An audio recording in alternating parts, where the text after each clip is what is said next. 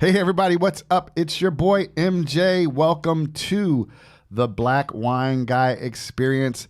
My guest today is the owner and winemaker of Morét Brealynn Wines, Morét Brealynn.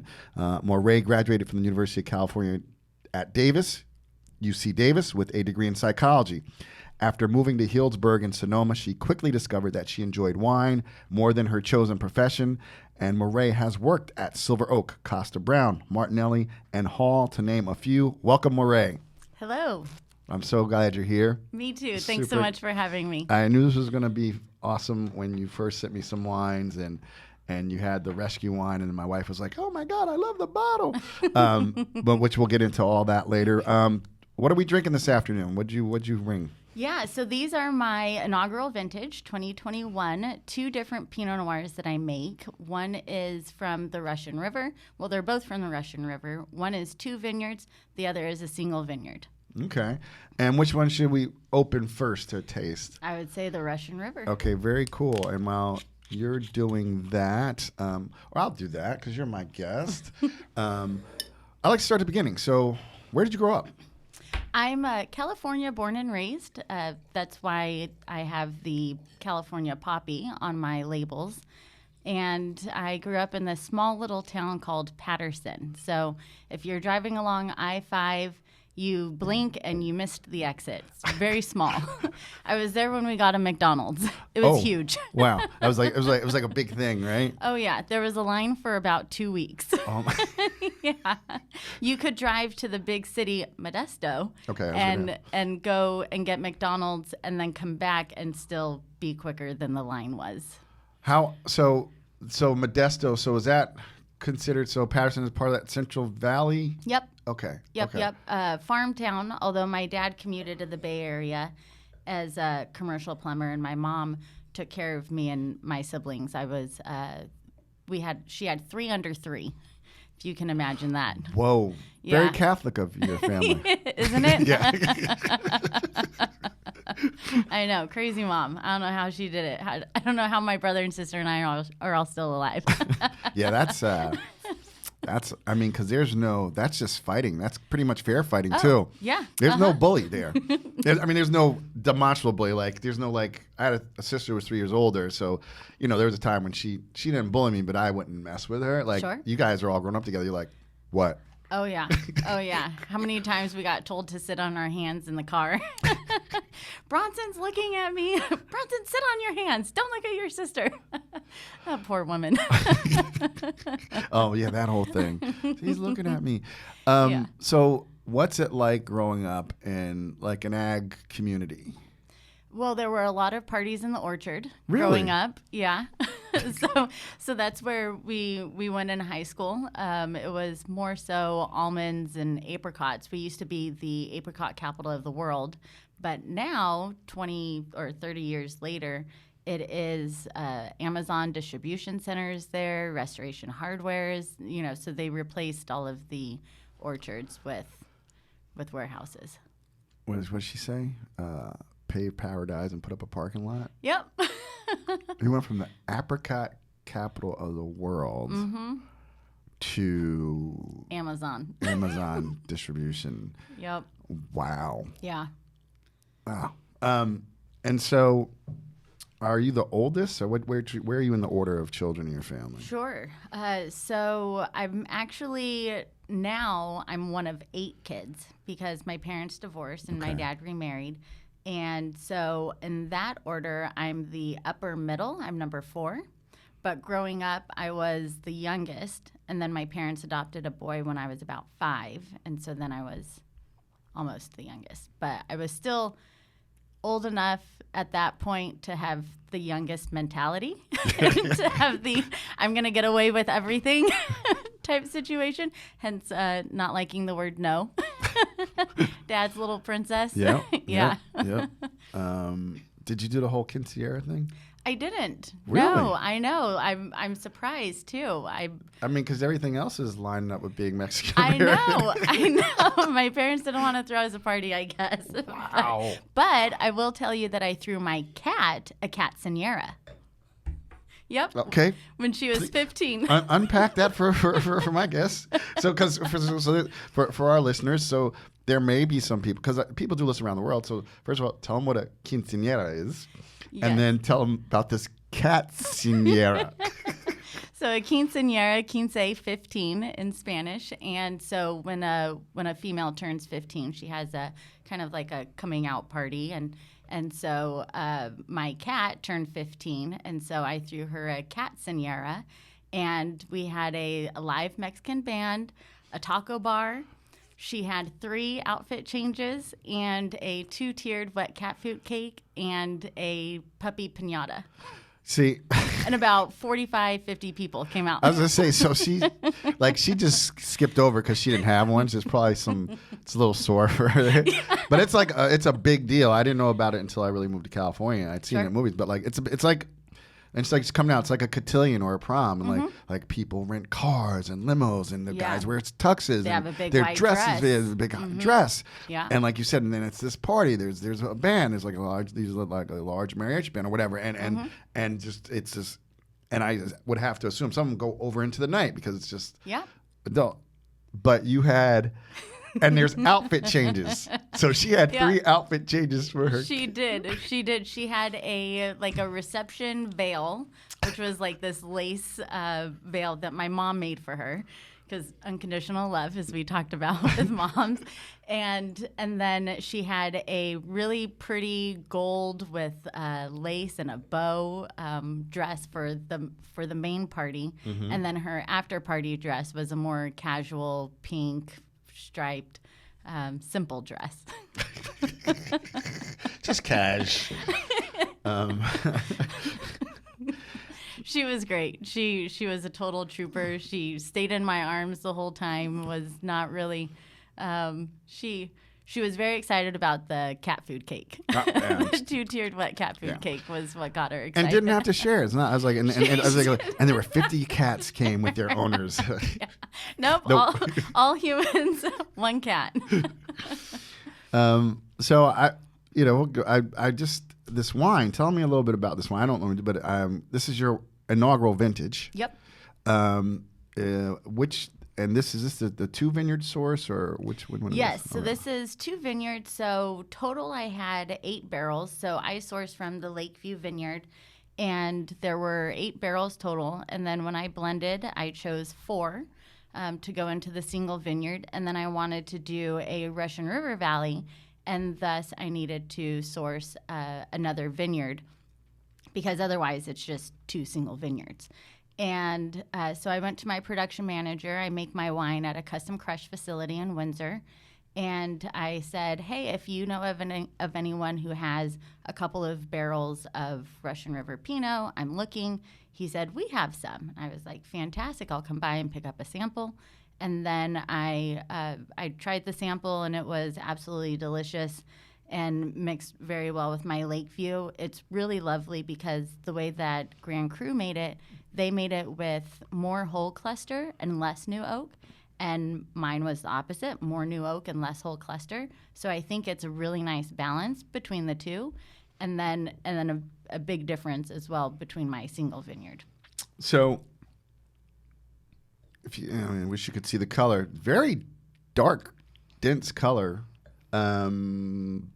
I would assume by design, like you said, yours was a little more new oak. I mean, and it's not too crazy high in alcohol, but it's very. I mean, I like Pinots like this. I mean, I love them, but like I like this darker, bluer, blacker side of Pinot. Agree, definitely, and that I would attribute to the oak, like you mentioned, and also there's this enzyme that I use that I learned about from Philippe Cambie from Châteauneuf-du-Pape.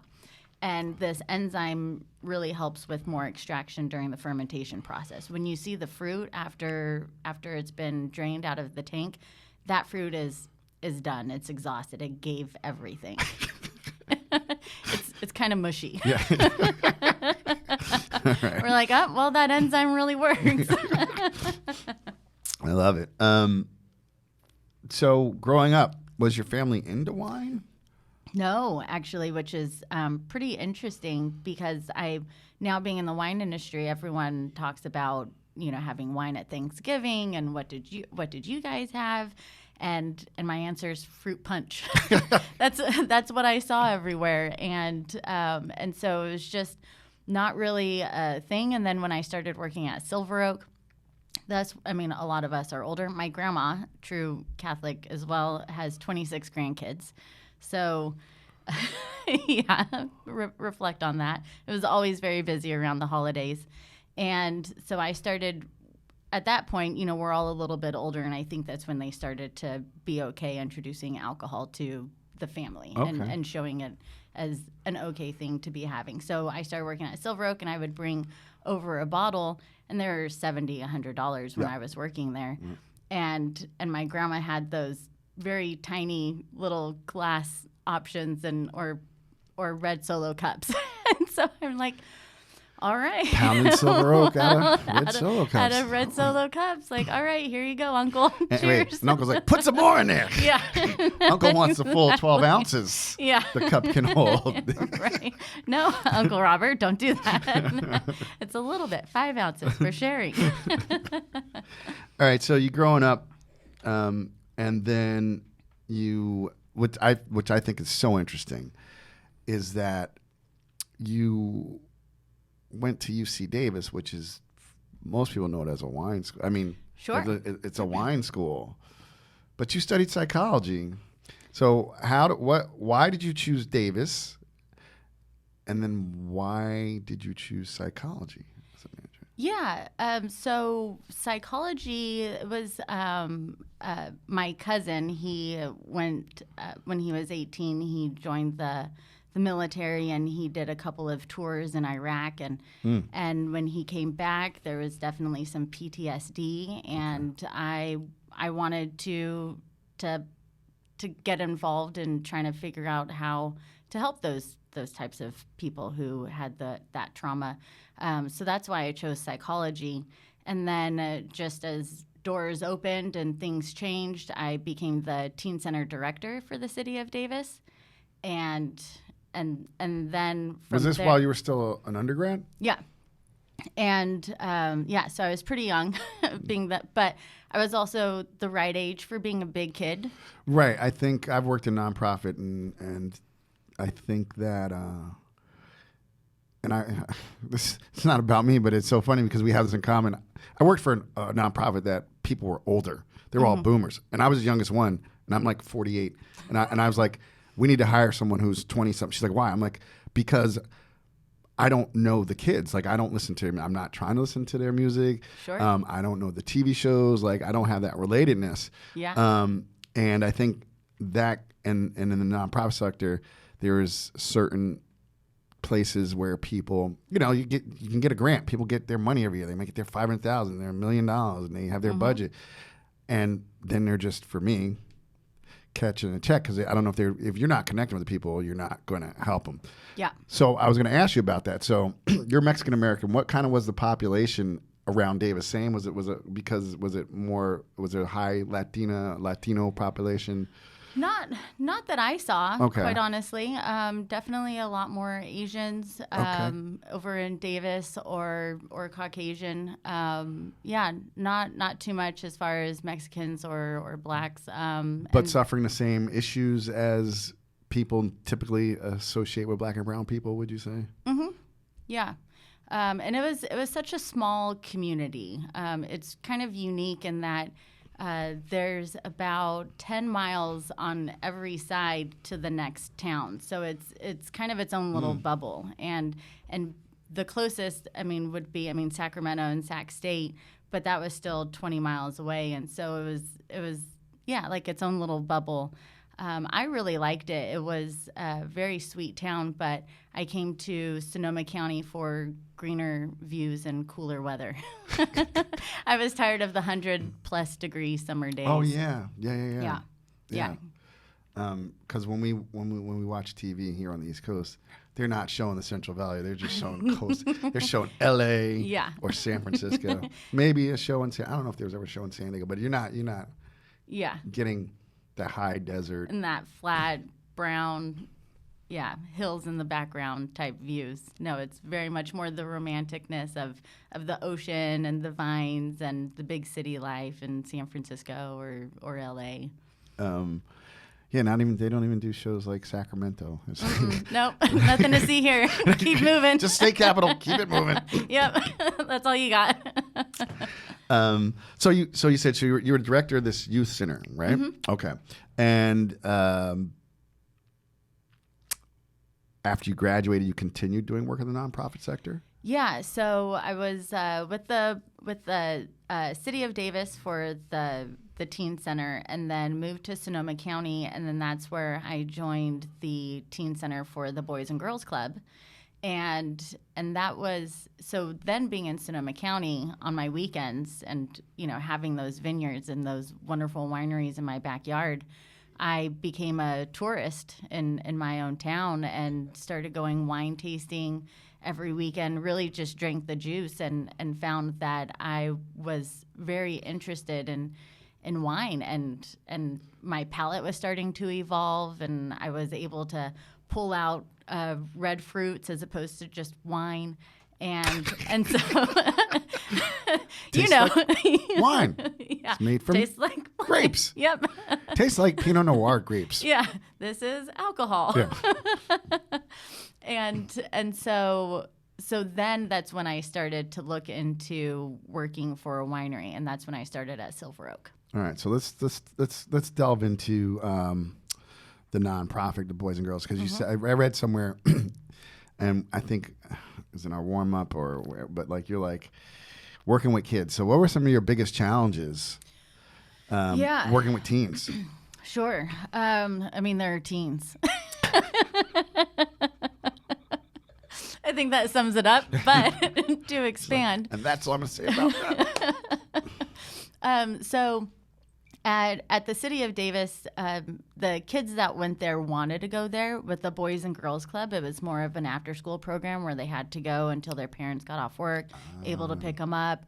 And so they were just disgruntled, disobedient, just wanted to fight and argue about doing their homework, wanted to watch TV. There was, the bullying going on, and it was frustrating. It was, the program did, and the owners and such, they did their best to support everyone, but it's a nonprofit, so there's not a lot of resources, and it was just really difficult, and I didn't feel as if I was making that difference anymore that I was doing at Davis. At Davis, there was a real difference that I was experiencing with the teens because they were already open to engaging with me and engaging with adults or older people, and so at the Boys and Girls Club, it wasn't like that. And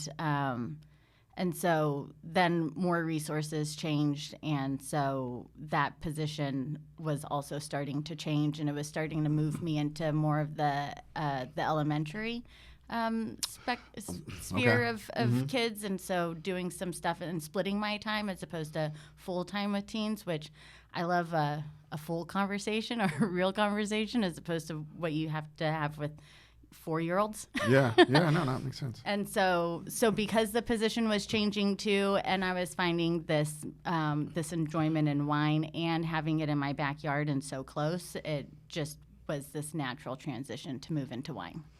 And so that makes sense. So had you visited Sonoma or Healdsburg before, or just when you started interviewing for the job? I had been there a couple of times. And gone wine tasting. I had a friend who was a wine buyer up in Washington, and then when she would come down and visit, she would call up her accounts, and then they would set her up. And so I did get some exposure that way, but it wasn't until I was in Sonoma County that it was all around me and harder to ignore. Back in Davis, I was more so buying wine from the grocery store still. Not that that's bad, but in California, it's limiting. in California, there's just so much wine, so it's actually if you're gonna buy wine in a supermarket, make it California. Yeah.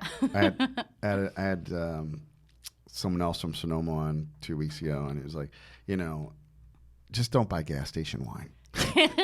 Yeah. Although there is this gas station in Yountville that has a pretty good selection. Yountville. It's Yountville. I know. There's like Schramsberg and Right. Schramsberg bubbles in the refrigerated section. Yeah. So, yeah. But it's Yountville. Yeah. Like I was at the Sonoma County Airport. Charles M. Schultz Airport. Who knew? Mm-hmm. I didn't know he lived Yeah. out there. Yeah. Peanuts characters are all over the city. Yeah. But like, they got baller shit in the airport there. Like, this is a tiny regional airport, right? You could buy Opus One. Yeah. The fucking airport. That's such a great airport too because it's so quick to move through and get to. Oh yeah. So anytime you can fly out of STS, go for it. So it's just funny for us being here on the East Coast, man. Like just the abundance of wine out there. So you're in it. So you're in wine country. Yeah. And like I said, you're being a tourist, which is really cool to be. And drinking on the weekends because like those little 4-year-olds, yeah, they'll work your nerves. Yeah. Don't pick your friend's nose. Oh. Stop that. I'm like, and what I'm tripping is like you studied psychology, not early childhood education. I actually had a minor. Oh, see, there you go. Yep. See? Yep. Yeah. So it minor in government and early childhood. So, so was there ever thought, so you got early childhood education, psychology, and government. Like, were you like, I'm going to become a lawmaker. I'm going to pass laws to help? I thought people? that, psychology and government and kids are everywhere. So I felt I was really rounding out the bases. And really, it should have been business. I should have gone into business or marketing or something of that sort. That's what I would tell my younger self. Don't do psychology, do business or wine. But, it wraps in the same. Yeah, I would say, I would say even business, right? Because, we'll get into your story. You can learn how to make wine, but selling that shit's a whole other thing. That's the hardest part of winemaking. It's called the wine. No, because you're in winemaking. We're talking about the wine business now, right? Yeah. So you're going around. You're visiting places. Mm-hmm. Did you visit Silver Oak? Were they on Craigslist? How did you get to work at Silver Oak? Did you visit? Yeah, there's this website called Wine Jobs, and that's where everybody pretty much posts from cellar work to tasting room to GMs if they're not using a headhunter, and so I applied, and it was one of those big group interviews where they team you up with, so you and I get paired together. We chat for 5 minutes about ourselves, and then we stand up in front of the group, and I tell them why they should hire MJ. And the person... I did something like that. It didn't work out too well for me recently. Well, the person that I was paired up with was horrible. She didn't sell me at all. But that wasn't the point. Right. The point was to see how I could sell. And, And this was straight for just a tasting room position, tasting right? room, yeah. Okay. Because so you're selling wine, and they felt and believed, and it's true, that they can teach. Say you can barely swirl without spilling. They can teach you how to do that. They can teach you how to say Cabernet Sauvignon. Yep. But they can't teach that friendliness, that authenticity. And I had it. And so they hired me, and I quickly realized that there was so much more to wine than swirling without spilling and saying Cabernet Sauvignon. And so I started going back to school at the Santa Rosa Junior College. Cool. I'm going to get into that. But so was this just a weekend position at first? Okay. It was actually, so when I started doing that full time, I was there's 4 different locations for Silver Oak. They have the Alexander Valley and the Napa Valley location, but then their sister winery, Toomey, has a Russian River and a Calistoga. So my home base was Toomey and Russian River, but then I would pop around to all of the different locations as well, and pour at Silver Oak, pour at Silver Oak Napa. And so that was a full-time job, but kind of popping around between wherever I was needed. Yeah. And so before we get too high level, because, like I said, a lot of people know, but tell people Silver Oak was like an early cult winery. Tell people a little bit about Silver Oak. Yeah. Who may not know. Yeah, of course. Founded by Justin Meyer and Ray Duncan, and Justin was the winemaker, and they started back in 1972. And back then, I think their first bottle sold for $6, which everything else was around $2. So it was kind of They came out the gate. yeah. And the Everybody other else was like, "Who are these 3 times what we're charging?" yeah, no, exactly. But Justin was just like, all right, fine, I'll sell it to the person next to you. No, wait, give that back. And so because what Justin did, which I think was different back then, was he aged it for 3-4 years, where everyone else was more in the 1-2 year range. Right. And Ray Duncan, he was more so the investor. He had Duncan Oil in Colorado. That was his money, and Justin was the talent. Thank you for because people don't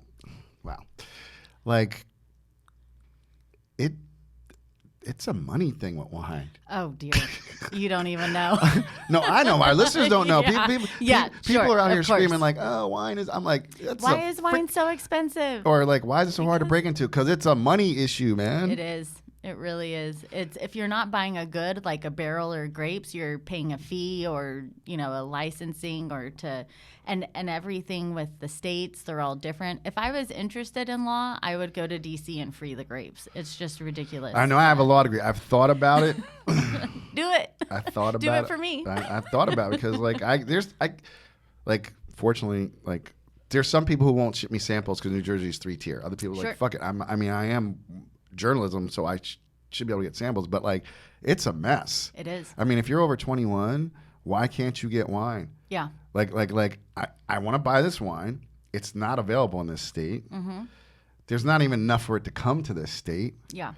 Most people wouldn't even pay this much for the wine. Mm-hmm. Give me my wine. Yeah, I want to give it to you. I would if I could. So that's interesting. So and also when I hear these wine stories, like, yeah, this family made money doing this in this state, and obviously in Napa, Sonoma, there are some families that were there for centuries, but then there are the people who came in. So that's now it's. I didn't know that about Silver Oak. Mm-hmm. I didn't realize they came out the gate higher price, which makes business side, you have to recoup if something's sitting in a barrel. For you have 4 to years. For 4 years, you have to recoup that cost. Yeah. Ray Duncan was like, "It's not ready yet. Are you serious?" And you have to still buy fruit for the following vintage, buy barrels for the following vintage, storage. I mean, it's an expensive project. and I love that you've worked so many places. And so, to me, were they Cabernet? What were they Cabernet based as well? So just like no, so Toomey is everything but Cabernet because Silver Oak is only. Yep. And so Toomey it started off with Merlot when Justin Meyer passed and started to get sick, and then they hired their second winemaker. Now they're on their third winemaker in 50 years. And that's another thing too. There's wine jobs are hard to come by because people keep jobs. I was just at the Ridge tasting. I was at a Ridge tasting the day before we recorded this. This won't come out for a few weeks, but those guys are yeah, he's been our vineyard manager for 40 years. Mm-hmm. Yeah. Or I've been the managing director of winemaker for 25, 30 years. Yeah. So yeah, that's why we're going to get into why you have to do what you do. Yeah. So how long were you at? Oh, and give us time. What years were you at Silver Oak? 2012 through 14. Well, I needed to put some context because this is just getting better and better because this is 2012. This is 10 years later. So we're going to have 10 years later. Yeah. Okay. So you were there for 2 years and then, and did you strictly work the tasting rooms during that time or did you do anything else? I was tasting room. I did help with events every once in a while, but mostly tasting room. Okay. Yeah. Okay. But then also what I started doing, I had this little side gig. I was a secret shopper for tasting rooms. So I got trained by this one company called WISE, Wine Industry Sales Education. I'll let that sit for a second. And then what they do is, so Silver Oak, for example, would reach out to WISE and say, we want to send some secret shoppers to our tasting rooms. Let's do these experiences. Let's make sure we get these people or everyone or et cetera. And they give you the guidelines. And then Wise reaches out to me and says, here are the parameters. Let us know when you go. And then I fill out a survey afterwards, about 100 questions or so, from was the wine corked, was the music appropriate, to did they tell brand stories, did they sell you on the wine club, did they ask for the sale? It's amazing how many people don't actually say, so would you like to take any wine home with you today? and I'm there waiting because I can't buy unless they ask, because you don't want to reward that type of behavior. And I'm just like, come on, I have a budget. Like, this is how I supplement my wine fridge. Because Silver Oak, even though I had an employee discount, it was still rather expensive. Yeah, it's pricey, you know. Yeah. So I did that on the side too. So I had a lot of experience in the tasting rooms. But upward mobility, like we've talked about, was tight, and so that's when I went to Kosta Browne. All right, so, oh my God. All right, so iconic Cabernet Sauvignon producer. Tell people about Kosta Browne. So good old KB, Dan Costa and Michael Brown. Their biggest rise to fame was being the Wine Spectator Wine of the Year in 2011. It was the 2009 Sonoma Coast. And it was a completely different ballgame because they're allocation based, which means their demand is higher than their supply, which is the best problem to have in the wine industry. Yep. And so I would get a call from someone saying, hey, this is MJ. I'm in New York, and I just had this wine. I had your wine at the restaurant. I'd love to buy a case. Oh, thanks so much, MJ. I'm so happy to hear that. Let's back up. I just had your wine at 11 Madison Park because it wasn't at your neighborhood Fridays. It wasn't at the gas station. And on that list, it was probably like at that point like $500 right at that point. And I'm gonna buy a case of. So I digress. Yeah. And I'm like, thanks so much. I'd be happy to put you on our list. And in about 3 years, we may be able to offer you 3 bottles of not that one. Exactly. Yeah, exactly. And that's the best part about it too, right? That's why people like that make a Sonoma Coast. Like that's like you get it 3 years later. Like waiting lists. Mm-hmm. I waited like I was like on Synchronon's list for like 15 years. Oh, sure. Yeah. 15. And then people DM. I've had people DM me like, "Hey, how that wine's good. How can I get it?" I'm like, "You can't, man. You could wait 15 years, 12 to 15 years, right? Or you could buy it on a secondary market. Yeah, put it in your kid's name. Yeah, exactly. Maybe they'll get an offering." So you did that. So what was your title there at Kosta? Yeah, I was in the marketing department. Okay. So my responsibilities were it was twofold: sending Dan and Michael out to the world and promoting their wines, whether it's Michael doing wine dinners, Dan did them too, of course, or the auction events, High Museum, Naples. And so I worked with them on that. And then we also had this program called KB Inside, and it was available to our top customers. But we just built this beautiful tasting room in the Barlow in Sebastopol. And so having the space, we could reach out to our customers and say, we will let you use this space for free. And you can have your 40th birthday here. You can have your, your Catceanera here. Nice. And you just buy the wine or bring wine, however it would work, and based off of what we had. And so I helped organize all of those events as well. Okay. And and were they strictly Pinot Noir? They have a Chardonnay. Yeah, okay. As well. Which I've never seen. That's how small. I was like, it wouldn't surprise me if it did. So how many of these wines did you get to try? Oh, yeah. They were very generous to the employees. So I got a case of each wine for my allocation, and I bought all of it. Wait, she's sure that my credit card company loved me. I know. She didn't say like, they gave me a case. They're like, I got allocated a case that I had to buy at not an employee discount. But you better believe I took it. Oh no! I Listen, took it for sure. listen. Same thing when I got that call, when I got that letter, like I got an offer. I'm like, well, it's going on the credit card. Yep, here we go. Yep. Damn it. Top ramen the next week, exactly. the next month. Yep. And how many different wines they make? I mean, like you said, how many different wines do they end up making? Because they sold it, right? We'll get to that. They sold. They sold, I believe, 3 times now. Wow. Yeah. So I was there after the first sale and left shortly after the second. Damn. And they've sold a 3rd time now. And now they're with the Duckhorn Wine Group. That's unbelievable. Yeah. What was the Chard like? It was really nice. It's called 116. It's from Russian River, Sonoma Coast. 116 is the highway that kind of goes through a lot of where the vineyards were. And Michael, his dream project would be to make Montrachet Chardonnay. Okay. And so, he talks about like, if I could fly the grapes out here and, do something here or there. So it's more in that style, definitely creamier. But very bright, good acidity, really nice wine. And they started that mostly for wine dinners, having a white and not having to share someone else's white wine. Yeah.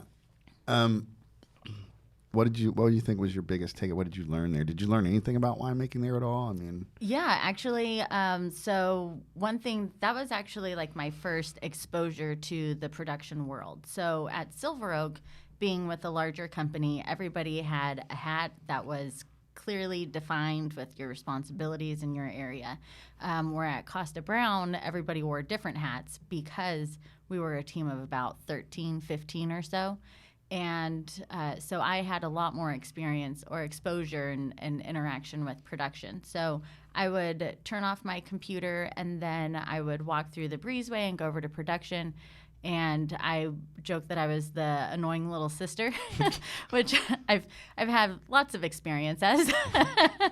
and I would just ask questions to Julian Housepian. He was the cellar master at the time. He's their winemaker now. And just like, what are you doing today? What about that fruit you got in yesterday? What temperature is the tanks going to be set at? Why are you doing that? And then he would answer questions, and I'd kind of follow him going tank to tank, and then be like, all right, go sort fruit. And so then I would go on the line and I would sort fruit, and then I would go into the lab and I would talk with Jeremiah Tim, who's now the winemaker for Michael Brown's projects, Chev and Cirque. Yeah. And he was the I'm on that list, but I couldn't afford. But things happened during COVID.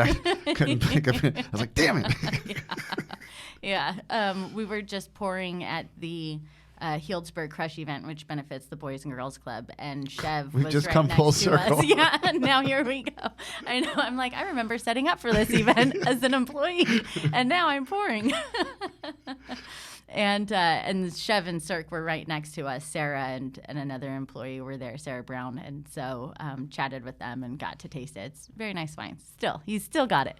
Yeah, go figure. Yeah, but then so I would chat with Jeremiah Tim and what's pH, what's TA, what does this machine do? If I sneezed in it, would it be bad? Would you be mad? No, if you're making natural wine. Yeah, right. That's okay. The alcohol will kill the germs. Yeah. And so that was my first exposure, and I loved the camaraderie and the energy around fruit, but I am not a morning person. And so knowing that production is the early morning game, I held off on that for a few years. Now I wake up early for grapes or golf. If there's an 8 a.m. tea time and I gotta wake up at 7, okay, fine, set the alarm. Grape delivery coming in at 5:30, okay, fine, set the alarm. Otherwise, you'll hear from me after 9. Totally. If you're lucky. And how long did you spend with the Costa Brown? Yeah, I was there for about 2 years as well. Okay. Right. Yeah. So you're putting in your time. Mm-hmm. Yeah, I got to learn a lot, and then you know what? This is a perfect time to take a break. Great. We're going to take a quick break, and we're going to find out what happened to Moret after she left Costa Brown. So we'll be right back in a few seconds, everybody. Okay, we're back. 2 years at Silver Oak, about 2 years at Costa Brown. Where did you go next? From there, I went to Martinelli. Which, again, iconic. Tell people about Martinelli. I know them. I mean, they do grow everything, but like they're Zens, and but they do Chard, they Pinot. They sell a lot of fruit too, right? Yeah. Okay, so tell people about Martinelli. Yeah, Lee Sr., he's the patriarch. Wonderful, amazing man. I have so much respect for him. Seeing him in the vineyards, he had his wine glass kind of tilted over his foot, and he's kind of pivoting around. And it's like, this is not your first time in a vineyard with a wine glass. and so he was an absolutely lovely man, or is. And then his sons are farmers as well, grape growers, and his daughters are involved on the wine side. And so they started Martinelli Winery and worked with Helen Turley. She was their consulting winemaker for Because they used to just sell before, right? Yeah.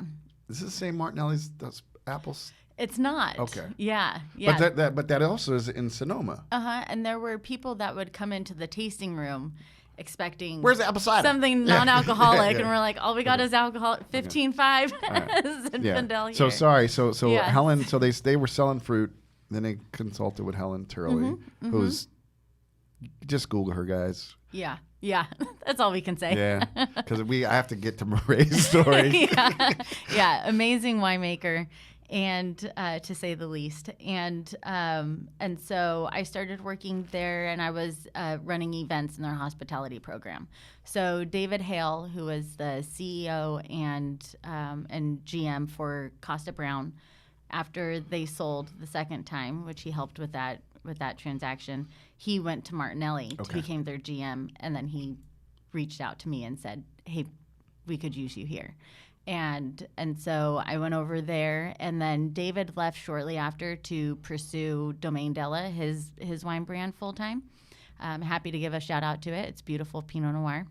I'm gonna look for it. Yeah, Della is Domaine Actually, Della. I'm going to text you and be like, hey, hook me up with your boy David. Who did you say? Yeah.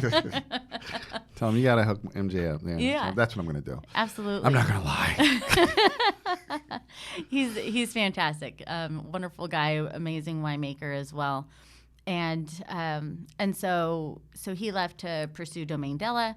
And then I was only there for about a year before I started at Hall. Yeah. So Martinelli, iconic Zen, Pinot Noir, Chardonnay. Mm-hmm. What else? They do some other stuff, right? I think they might have a Syrah as well. Yeah, I mean they got kind of play around with a couple of other things. But I have to ask you this because you work there. Mm-hmm. I think I went there years ago, but no, I think I drove past it. But sure. What does Jackass Hill look like?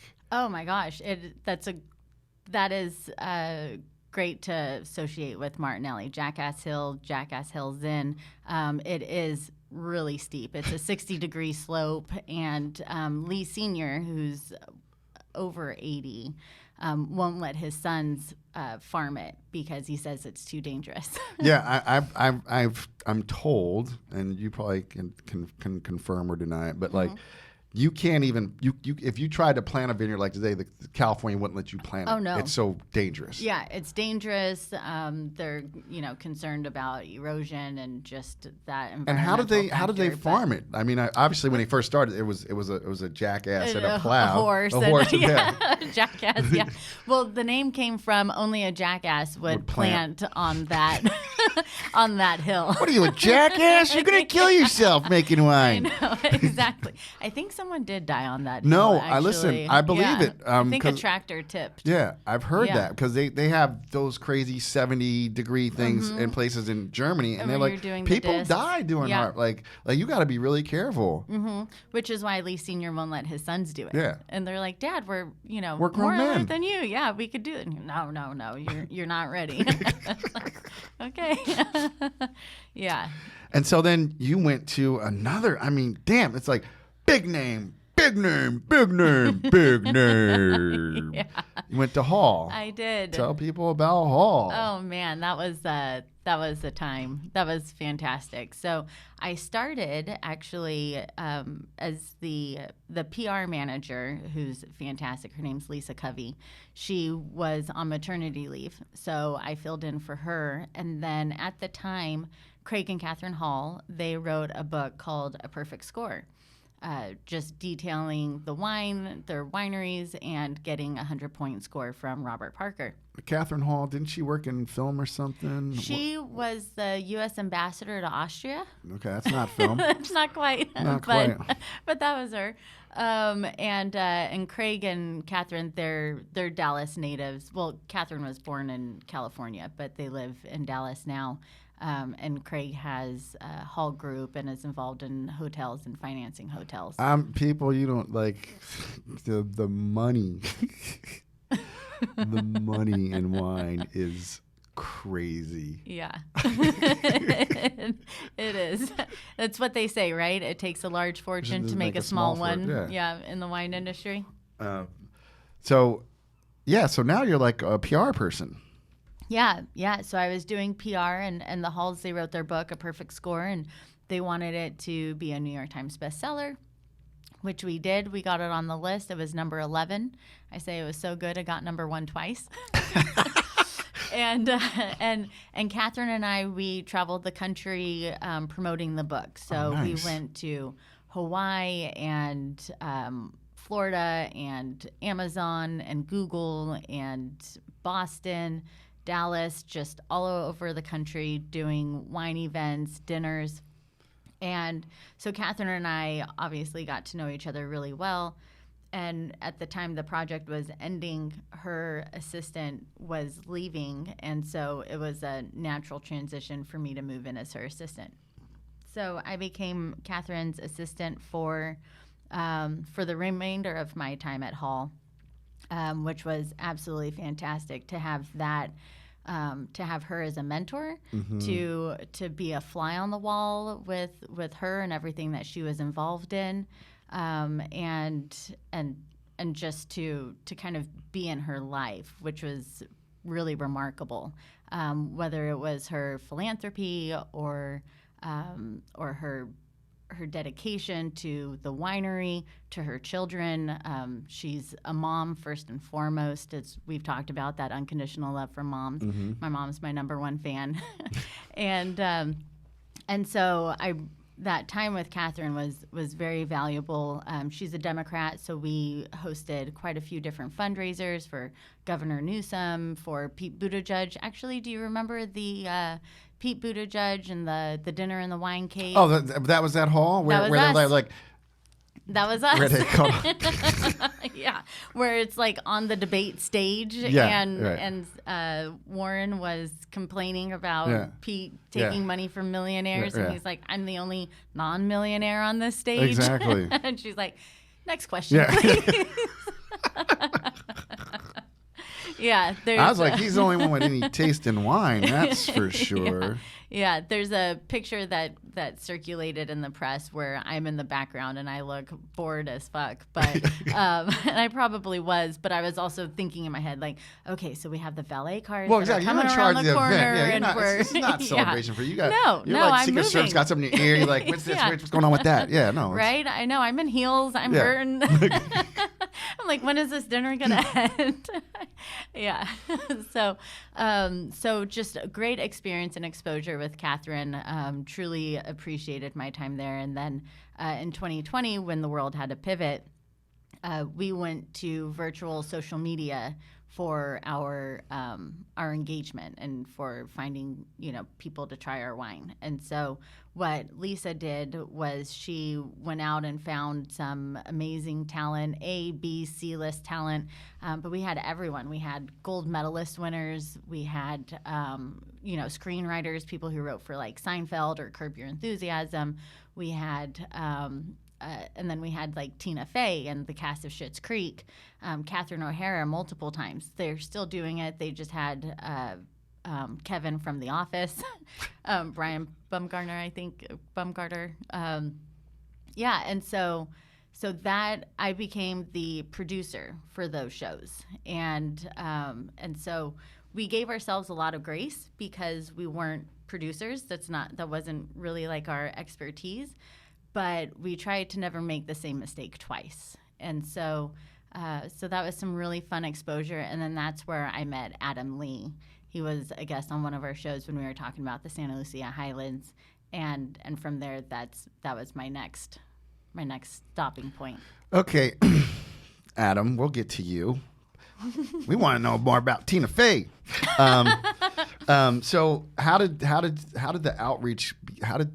Were these people who had purchased the wines like? Yeah, so we gave them wine, sent them wine to taste on the show with us. So it was about 30 minutes. And it was, you had the host, and there were 3 brands with Hall, Walt, and Baca. Hall is your Bordeaux style wines, Cabernet, Sauvignon Blanc. Walt is Burgundy, so Pinot Noir and Chardonnay. And then Baca was or is Zinfandel and kind of other. They did Marsanne Roussanne, so that's kind of their opportunity to play around and be a little bit more playful, which is more of that brand and focus. I wasn't so familiar with Baca. I know Walt. Who was the winemaker at Walt? Megan Gunderson. Okay. So she's the director of winemaking now, or VP of winemaking, I believe. So she oversees Hall, Walt, and Baca, and then Allison Frichtel is the winemaker now for Walt and Baca. So I'm hearing these names. I'm sitting here with you, a Mexican-American woman. There's a part of it that says there's a lot more women involved in wine than people think. Like, there's people who have made a platform over the past few years. Mm-hmm. But from my experience, there's actually a lot more women involved in wine than you think. They're just busy doing their jobs, not worried. Like, is that, I mean, like, you've just named, like, you said Helen Turley, we can go back to Heidi Barrett. We can go, yeah. There's so many, like, and then, but even there's like, woman. Yeah. And that was, I mean, obviously, if there's a man doing the job, that's fine, and that's how, if he's the most qualified, then that's how it should be. But Catherine definitely loves the idea of empowering women. I love that. And so actually, one of the things that I just started doing this year is I joined the board of this organization called Wine Women that focuses on empowering women in their careers in the wine industry. And I'm the director of programs, and so of course you are. Look of course, look who you've been working with. Yeah, and so put Moret on programs. Yeah, right. Give her the events and the contacts, and so. Working on putting together just my Q1 and Q2 right now is what I'm in the process of, and highlighting women in viticulture, in marketing, in HR, in as GMs, and then there are some men who are in the Wine Women membership, but it's more so focused on bringing or highlighting women and what we're doing. That's awesome. Thank you. So you met this guy, Adam Howard Lee, because he was a guest. Yep. How did he tell people who Adam is, and then how did you guys get to have him as a guest for these virtual things? Because you'll tell people. I mean, I know him as a Pinot Noir guy, so Yeah, so Adam Howard Lee, Adam Lee, he was the co-owner and winemaker for Siduri Wines, and he sold that to Jackson Family in 2015. But he started that back in '97 and made 108 cases of Pinot Noir. Robert Parker named it one of the top 10 Pinots of the year. And thus he was on. And so he started making wine from Oregon, Santa Lucia Highlands, Santa Barbara, Russian River. One time we tried to count how many vineyards he's been in, and we were well over 60 before we were just, okay, that's good enough. Yeah, that's plenty. Yeah, all right, that's you've a lot. worked with a lot of vineyards. Yeah. And so he, and then he also had a second brand called Novi, and that was other wine. So I didn't realize he was yeah, Novi. yeah. So Pinot Noir was Siduri, and then Novi was other. And so we got to play around with a couple of different things, but really Pinot Noir is his passion. And so for the event or for the happy hour show, we had Megan, who's the winemaker for Walt, and we were highlighting Santa Lucia Highlands. Okay. So we had Gary Francione from Rosella, from Roar Winery, but he's also the farmer of Rosella's Vineyard, Gary's Vineyard, Sobranis, and Sierra Mar. And then we had Mark Pizzoni, who's the son of Gary Pizzoni. And so these are all like the pioneers of the Santa Lucia Highlands. So the people who are planting Pinot Noir over there 20 years ago, maybe, about 25 years ago or so, early 2000s. Well, I visited Gary Pizzoni. Ooh. First person to ever visit him. This in 1999. They weren't making wine yet, but he was selling fruit. Sure. As Pinot Noir?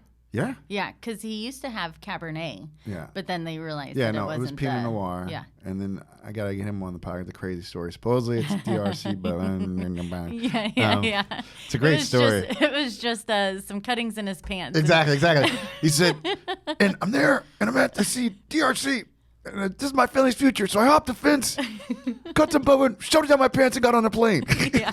He says that, the security were like, what's going on over here? He's like, I'm Italian. Welcome to check it out. He's like, I'm Italian. Yeah, he said something like that. Yeah.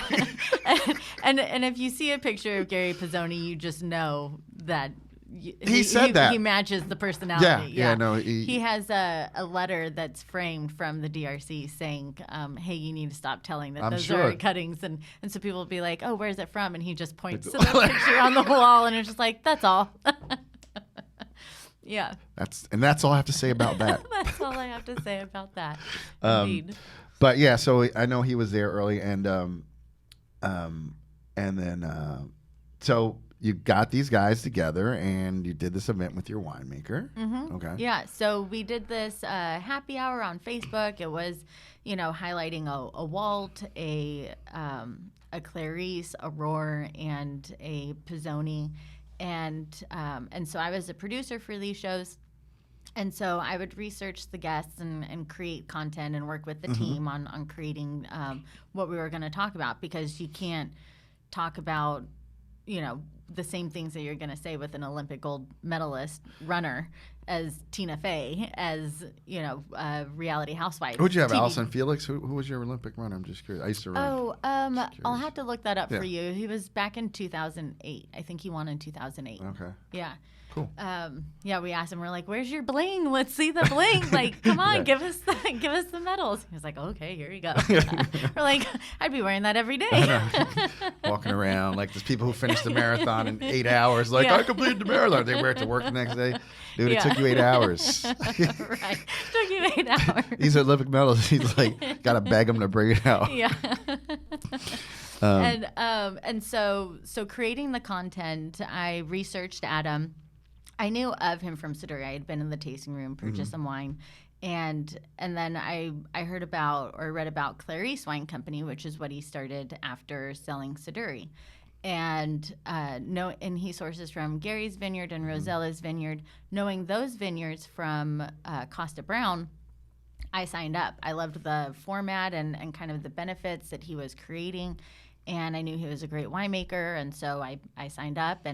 And so my name crossed his email, both as the producer for these shows and then also as a wine club member. So after the show, Adam reached out to me and said, hey, that was a fantastic show. I know in large part because of you. It's very well organized. I also saw you became a Clarice member. And it turns out that we lived 1 mile away from each other. So I was to the right of the freeway and he was to the left. And this was a brief time in COVID where not all of the restrictions were lifted, but places were opening up again. He said, do you want to meet up for a drink? I thought, network with Adam Lee, of course. And so we met up for a drink. And where'd you go? It's this little place in Windsor called Corks and Taps. Okay. Yeah, so it had a wine and a beer bar, and so yeah, we exhausted that list and just kept talking, and he was growing his wine consulting business, as well as Beaumarchais was in full effect, as well as Clarice. So he was looking to expand and get a little bit more help. Okay. And so that's why we met and started talking, and then thus. I'm sorry. Something got lost in translation there. As I look at the rock on her finger. Oh, this thing? Yeah. Yeah. So on that note, so we started. I started going to the vineyards with him. Okay. Started to just kind of get an idea of what he was doing, what was going on, and then and so it was definitely moving in the idea of me working with him and being his GM. Mm-hmm. But in 2020 we had the fires as well as COVID and all that other fun stuff, and so, pause. Mm-hmm. Sorry. 2012. She's working in the tasting room on the weekends at Silver Oak. And here we are, 8 years later. She's about to become the GM for Clarice and Beauchamp wines. Beaumarchais. Beaumarchais. Yes. My French is horrible. Not a great word, man. What are you talking about? Beaumarchais. Yes. And so, wow. Yeah, it is kind of interesting when you put it like that. Yeah. To me, it's just That's the just your next life. day. But Yeah, that's what I do. I'm like, skirt. Went to UC Davis, majored in the wrong fucking thing, and is about to become GM of a guy who's he's a beast. He's an artist. He's an animal. He's an incredible winemaker. Okay. He is. Yeah, and so. So then we had the fires in 2020, which destroyed the vineyards for smoke taint. The vineyards didn't get burned, but the smoke in the air. the vintage, there was no wine produced. No, not in. This is for Siduri. Who was this affect? I know everybody in Santa Lucia Highlands and Really? a lot of Russian River. Yeah, Gary and Mark didn't pick any reds. Okay. Because they have some Syrah as well. They Yep. did pick some Chardonnay, Yep. and actually there was one winery that picked the week of the fires. And at first they were like, "Oh shit, we picked too soon. Like it was too early." And then the fires happened. It was like, "Yeah, we picked just in time." We're like, "This is fantastic." we got wine this year, bitches. Exactly. And we're like, "Oh, give us some of that." Exactly. You lucky ducks. And so then with an entire vintage lost for Clarice and then half of the vintage lost for Beaumarchais, there wasn't a push. Which is so tragic in so many ways, given that Beaumarchais was a project between Adam and Philippe Combi, who is you've heard earlier in the episode is the godfather of Grenache, and had always wanted to make a Pinot Noir because the grapes are actually pretty similar in their flavor, can be similar in their flavor profiles. I always say Pinot Noir wants to be Grenache when it grows up, right? Because it's not as fickle, and you can, but so it's really sad that was lost because he is no longer with us. Yeah. So I'm sorry about that. Thank Did you meet him though? I did. Yeah. I did. I'm yeah. sure he's a wonderful man. He really was. He's a lot of fun. He loves his cheese. Yeah, he loved he was a hedonist. He he lived the way he wanted to live. He was obsessed with flavor, as what Sam Couture told me. He was obsessed with flavor. Yeah. Yeah. So anyway, Yeah, really great guy. That's really sad. Okay, so you're losing. He lost Clarice. He lost Beaumarchais. Didn't happen. Yeah. So the need for me to join as his GM wasn't there. Got it. For that year. I joined last year in 21, but by then we had already created this relationship, and so it was like, we still want to talk, we still want to hang out, and then found that there was more, and so then we started dating. And then yes, now we're engaged. Because I have to imagine, unless you get on farmersonly.com, dating like up in wine country can be tough, right? It's not like Farmers only. Nice. I think about that with Patterson people. So we're on to like tasting your second wine, which is a single vineyard. Yeah. Lakeview Vineyard. Tell us about the Lakeview Vineyard and what you think about your own wine. Yeah. So Lakeview Vineyard is in the Green Valley sub-appellation of Russian River Valley. Is that more towards the coast? It is. Okay. Yeah, Sebastopol. Yep. So okay. definitely cooler, foggier, and so I source from there. James McPhail for his tongue dancer wines. Toomey actually gets fruit there. Gary Farrell. And 100 Acre is coming out with a Pinot Noir project, apparently, and they source from there as well. Oh, Landon, you are on my list, man. You did not tell me. Okay, go ahead. And so great vineyard, wonderful neighbors, obviously. Lots of people understand that it's some really good fruit. And I didn't get a lot. I got about 4 tons, and so that came out to about 8 barrels. And so how many cases does a barrel make for people who? 25. That's nothing. It's not. No. I mean, ostensibly it's nothing. Mm-hmm. Yeah, that's my consumption. Yeah, exactly. Wow. Okay. Yeah, and so then I made this with a little bit more new oak, and it has that enzyme that we learned about from Philippe. And I'm really happy with it. It's definitely a bigger, in-your-face type of Pinot, one that you can age or just decant if you can't wait. Yeah, which that's I can't. what I like. That's why I like that about a wine, right? Like I'm like, listen, we didn't decant this, but it's still pretty tasty out the gate. But yeah, I learned that when I moved to California. People that's what you do with young wine. Just throw it in a decanter. Mm-hmm. Yeah. You know? I mean, it was bottled in July, so when people purchase this wine, I include a little thank you note, and I always tell them, hey, if you have to enjoy it now, I totally get it, but give it a good decant. She has great handwriting. She wrote me a nice note when she first sent me some wines. I don't even know how I got on your radar, but I appreciate everything. This is it's all just preference. There's no right or wrong, but I think I like this. What happens when you go big on Pinot? Mm-hmm. And there's times when I'm like, oh, this is so beautiful. It's so erythral. But most of the time I'm like, yeah, Pinot, show me. Show up. Yeah. And so one thing for my wines is because it's my first time with this vineyard, and Adam's first time too. He's my consulting winemaker, but I have it in 4 different types of cooperages, so barrel makers, because I don't know which one I like yet. Mm-hmm. I don't know which one's going to work best. This year, I changed it a little bit, and now I only have 3. But yeah, I think it's going to be a learning process for me for a few years as I see. I mean, 21 was a different vintage than 22, which is going to give you different fruit and different flavors and complexities.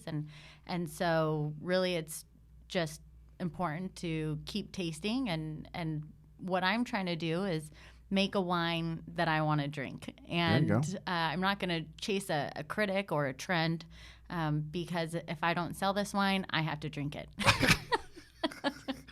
Which is, I'm totally fine drinking all this wine. When I made my rosé, it was 108 cases, and I thought I could drink 108 cases of this if I had to. Thankfully, I haven't had to. People have been.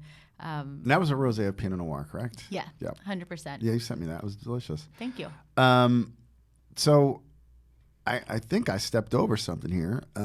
When did you decide that you were going to make your own wine? Because you're about to go to work with Adam, GM. Mm-hmm. So you come on and do stuff. Obviously, you're hanging around incredible wine growers, winemakers. I mean, at this point, you are in it. Yeah. Like, you're known. Like, there's probably nothing doper than being known, like, in Napa and Sonoma Valley. It's like, oh, that's Moret. Like, just, that's got to be so dope. Well, us winemakers and our egos. I get how the winemaker ego comes about, because everyone, oh my gosh, your wine's so fabulous, you're so amazing, oh, you look so great. I'm like, me? What? Oh, thanks. I just rolled out of bed. So lovely of you to say. How kind.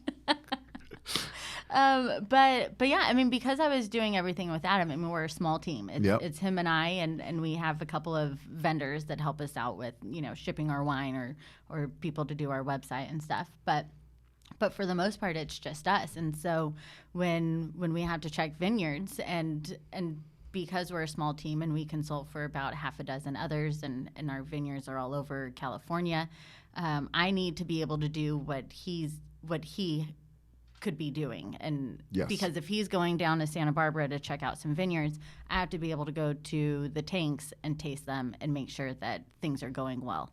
And so because of that exposure and that proximity and doing everything too, Adam was actually the one who was like, how come you're not trying to make wine under like your own label? And I'm like, well, I didn't go to school for it. It's expensive. I don't know. Like, why would I? And so it was a little bit of a consciousness or like a conservativeness with my palate, just kind of thinking, oh yeah, I can say I like this wine, but is that to say I can make a good wine? And so one thing that Adam did, he came over to my house one time and he had a Shiner bottle, so no label, no Those markings. are the best. Yeah. Well, for me as a journalist, like when someone just wants to send me their wine before I go, that's so cool. Yeah. And so he brought one over and he was like, I have a wine for you to try. And I said, okay. And so he pours it and I'm like, what is this? And he's all, you tell me. All right, fine. So I swirl it. I'm like, well, it's a red wine. Got that. Yeah. Ding. I'm done. Yeah.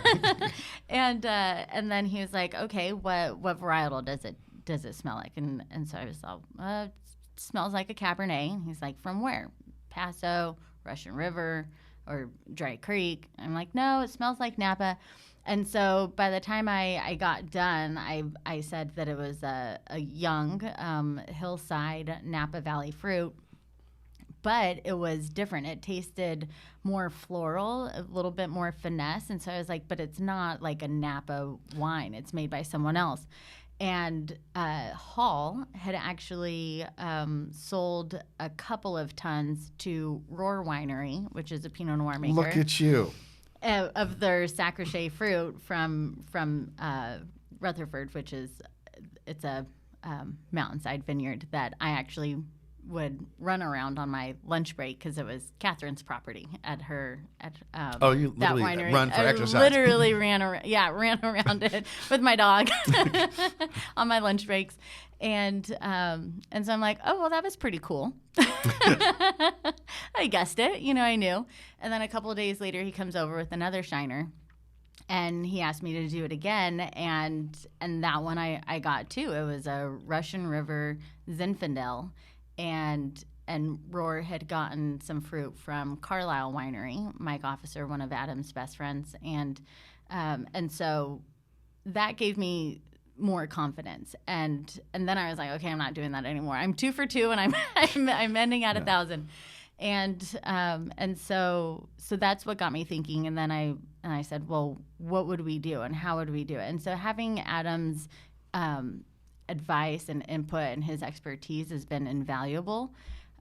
But everything is my decision. It's my ideas, my goals, my focuses, my preferences, and then he just gives me some tips. Or I'm not a fan of math. I don't do numbers well.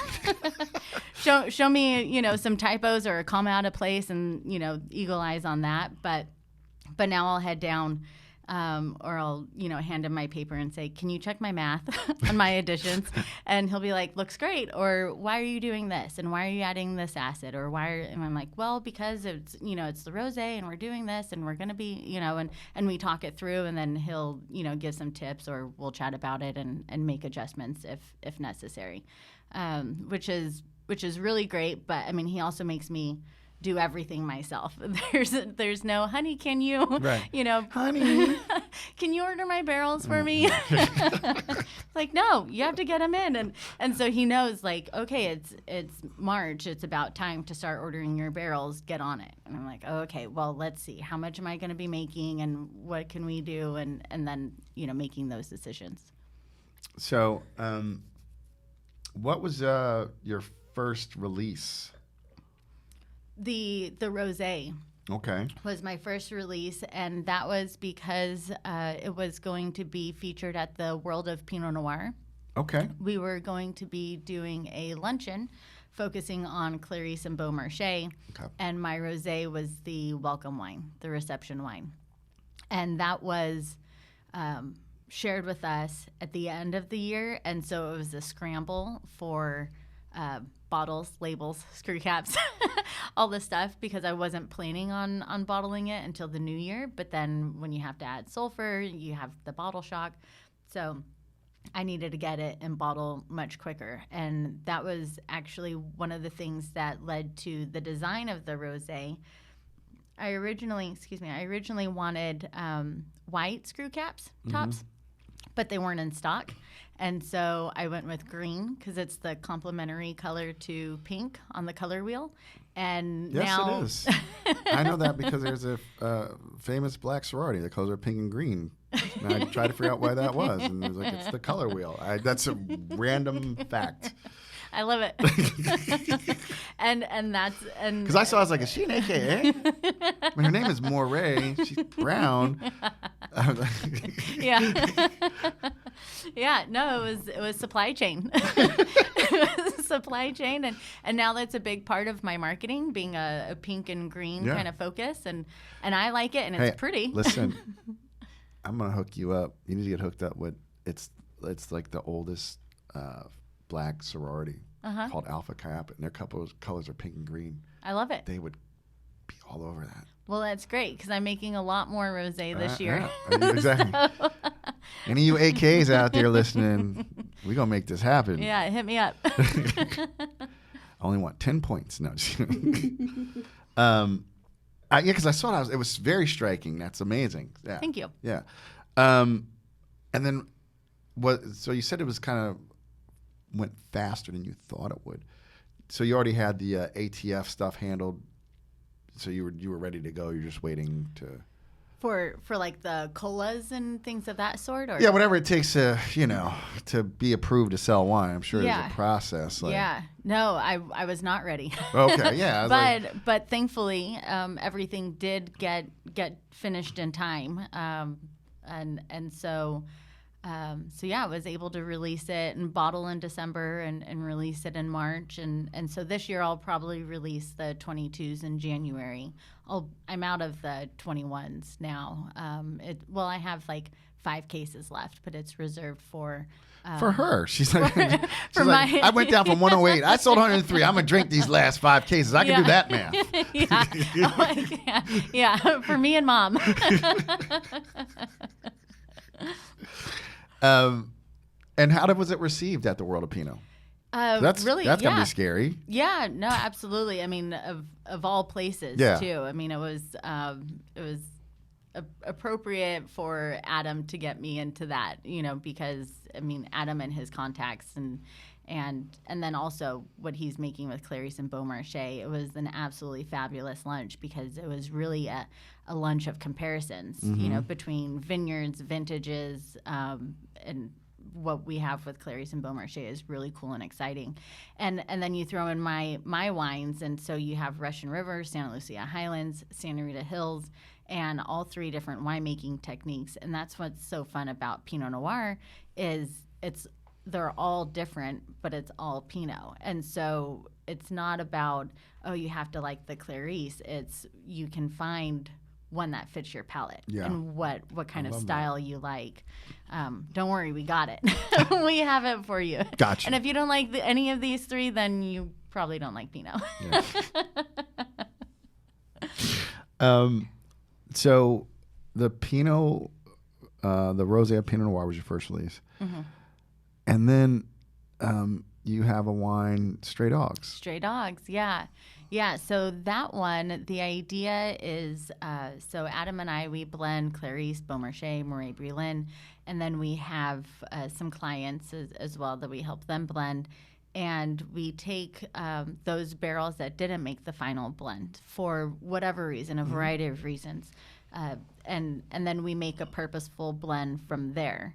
And so those stray barrels become this wine, Stray Dogs, and then 10% benefits animal shelters. And there's the picture of our dog on the label. That's your dog. That's our dog. Yep. Stout. Like I said, my wife saw it and she's like, "Oh, I love this wine." I was like, "I don't know. It just got sent to me. It should be good." And the one you sent me, I don't know what the vintage it was, but it was more Grenache than Pinot. Yep. You're right. So that was a 2020. Okay. And there was Grenache, Mourvèdre, and Pinot. Okay. And the reason being, because it was 2020, so we lost all of our Pinot Noir fruit in the Santa Lucia Highlands to the fires and the smoke taint. And so to make some wine to sell to our Clarice members that are club members, we went to Paso Robles, where they didn't have any smoke taint. And so we got some Grenache Mourvèdre from them, and Adam made a Is it an Grenache. NDA, or can you say? It might be an NDA, but where'd you get the fruit from? Yeah, Hollyhock Vineyard. Okay. Yeah, I know and Hollyhock. and it generally goes to Topless Creek. Yeah. But we got a couple of tons, and so we made that wine for Clarice members, and then there were 2 barrels, stray barrels from the Grenache Mourvèdre, and 1 from the Beaumarchais Clos Pepe, and thus there was the beginning of I Stray really Dogs. like that one. I wish I hadn't drank those 2 bottles. Now I know the vineyard sources. I was like, this is crazy. Yeah. That's pretty sick. Clos Pepe, wow. Yeah. And that's what's fun, too, about the Stray Dogs. So my 21, because we didn't source any Grenache Mourvèdre because we didn't have to, thankfully, it's 100% Pinot from the Central Coast. So there's some Gary's, Rosellas, and Clos Pepe in that bottle. Yeah. I need to stay on your good side. Just get a couple bottles. Some people just send me like 6 bottles every twice a year. I want to be one of those people. Just putting that out there for you guys to hear. Yeah, that's amazing. And so he actually made the Grenache Mourvèdre for the Clarice Club members. Yep. And then he bottled it under a different label. Okay. Called Enow, ENOW, and that's an archaic word that means enough. So it reads enough 2020, because by then we've all had enough. I mean, we had COVID and then the fires and all the XYZs of 2020. And so it was all just, the social unrest and everything. Yeah, exactly. So it was, come on, 2020, we've had enough. So right now this is your first Pinot Noir releases for the 2021. Mm-hmm. Where are you at in harvest? Because you had a heat spike. Like where are you at in 2022? Yeah. I'm all in barrel, which is fantastic. All of my rosé is dry. My Pinot is in barrel, and then I also have a Zinfandel coming up this year. And Moret. Where's it? It's just Carlisle fruit. Like, where's the fruit from? Just Carlisle fruit. Just Martinelli fruit. Oh, you know. Sorry for my car. I mean, I know. This is actually, it's from Russian River. It's actually down the street from where I used to live. But Mike, officer from Carlisle, has gone into the vineyard with us. We've shared some samples with him. It's Carlisle approved. Yeah. And Jeff Cohn, who's a Zinfandel winemaker, he makes his wine at Grand Cru with me. And so when he's walking by and I'm tasting my Zinfandel tank, I'm like, hey, do you want to try it? And I share my numbers with him. And he's like, hey, I'm Morét. I love this guy. He's such a happy-go-lucky guy. Oh, he's so sweet. Shout out to Jeff. Yes, who Jeff. Was supposed to be on the podcast when he was here like early in the year and couldn't make it out. I have a 2005 of his in my cellar and another bottle, but like that I'm saving for him to come on. But I didn't know Jeff is going to be so happy. Jeff gets a lot of shout outs, actually. As he should. Yeah. He's just a lovely nice man. he's a nice guy. Yeah, he is. Oh. And so I'm gonna he's call trying him right my after, just so you know. he's trying my Zinfandel, and he's like, I'm jealous of this lot. Well, that's huge. I know, and I'm like, what? So tell me Jeff that again. Jeff Cohn was J.C. Sellers, but he was the winemaker at Rosenblum, which was just Zen-centric in the 80s and 90s. You know about Chateau de Paz, right? Do you know about Chateau de Paz? Tell me about it.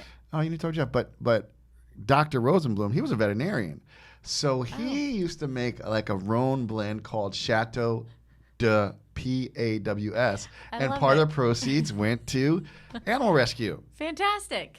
I didn't know that. Yeah. And now you're working with Jeff Cohn. That's why I have a random brain, but it all came together. Yeah. You got to send me some Zen. I'm like pumped. I'm so excited. You got Jeff jealous. Yeah. I know. That was some high praise for sure. Letting him try it and then showing him my numbers, from the lab results and that vineyard, I was so excited. I am so excited, and I'm very happy with the juice that I have. But that heat, you briefly touched on it, and that was a little shit. Yeah. So the heat, is supposed to be about 5 days, over 100 degrees, and then it dropped down to like high 90s and then went back up. And so I'm checking out my vineyard every 2 days because it's about 2 days when you see the effects. And that my Pinot was already in by then. So checking my Zinfandel, and then I was picking on Tuesday, and on Sunday I went in and spent another 4 hours just dropping fruit that had been sun bleached, that had been dehydrated. There's this other kind of berry that was darker, and it just tasted horrible. And so just going through and spending more time in the vineyard and managing that, and so it was unfortunate that I had to lose so much, but I'm about quality, not quantity. And so, but what I did get in, when I was draining the tank, I filled up a little container it was 1,000 milliliters, and I filled up like about a 750, about a bottle of wine. And I'm like, is this crazy? It's a bottle of wine. I'm just sitting there drinking it. And Adam comes and he's like, you're drinking all of your wine. Like, what are you doing? I'm like, this is research. Like, I have to know what it tastes like before it goes into the barrel. Duh. Like, so I'm just getting a little toasty. Taking it to the head too. Yeah. Watching my tank drain. I'm like, this is fantastic. I love this then. I'm so excited about it. It was really good. And then, Jeff, I just shared what I was doing with my barrels, but, I'm like, I'm putting it in Beyond and doing a little bit of this. And he's like, oh, Beyond's great with Zinfandel. Oh, that's fantastic. Good. I'm like, oh, thanks, Jeff. Yeah. So I'm really excited about that Zinfandel and getting that bottled next year. I'm freaking excited. Are you kidding me? Which is so funny because my next question, what are you most excited for the future? It's getting my Zen in bottle for next year. Yeah, there you go. It is. Yeah, blending will be fun between the Pinot, because I keep it in 2 different lots, because I get 2 different clones. I get 115 and the 114. And I get more of the 115. So I'm able to put that into a 2-ton tank and then put the 114 mixed with the remaining 115 in another tank. And so then I get to play around with the different barrels. So it gives me a lot of different blending components come March. Do you and Adam have any plans to do anything with any white grape varietals in the future or anything? Have you thought about that? Yeah. So I'd love to get Sauvignon Blanc, but in 22, the yields were a little too light for the vineyard that I was looking at. But someone had a Muscadel, Sauvignon Vert, so kind of like a Sauvignon Blanc, and had 3 barrels that didn't fit their final blend. He was like, it's great wine, but it just doesn't work with the entire blend. So we're getting that and then calling that Stray Cats. Oh. Stray Cat Strut. No. Yeah. Yeah. So and then a picture of our cat, Simba, will be on that label. Wow. So some of you may not know, white Bordeaux is all about the blend. So it's Sauvignon Blanc, can be Semillon, Sauvignon Gris, or Muscadel, which is Sauvignon Vert, like you said. So it's not necessarily like this weird off varietal. I'm excited. Wow. Yeah. A muscadel. Yeah, 100%. And proceeds going to stray cat. We have rescues. I have a rescue dog and a rescue cat. Good. So like your wines will always have a place in our house. Thank you. So amazing. Spending some time with you, getting to know your story. It's so fascinating. Thank you. It's a pretty amazing story how far you've come. What would you say is the reason? What would you say is the fuel why you were able to get to where you are today? Not coming from an ag family. It's not like my dad was a farmer in the Central Valley, so I would go in the fields. So I understood like you don't like you hear those stories like, and then people they might go from cauliflower to grapes, but like Sure. literally like. I mean, Hall, boom. I mean, what would you attribute that to? Yeah, I mean, you're right, because nothing really set me up for this industry or this career path. Yeah. Other than I would say, I mean, I mentioned in the 20 questions, my least favorite word is no. I love saying yes. I love saying, okay, how can we make this happen, and how can this look, and does this work well, and how can we make it work well? And so it's really just my openness to seeing the possibilities and starting at Silver Oak on the weekends, figuring out if that was what I wanted to do, as opposed to just saying, well, this is the career that I'm in with the teens, and it's something that I have to muscle Next through. 40 years. Next 40, yeah, exactly. And I don't understand, people who do that.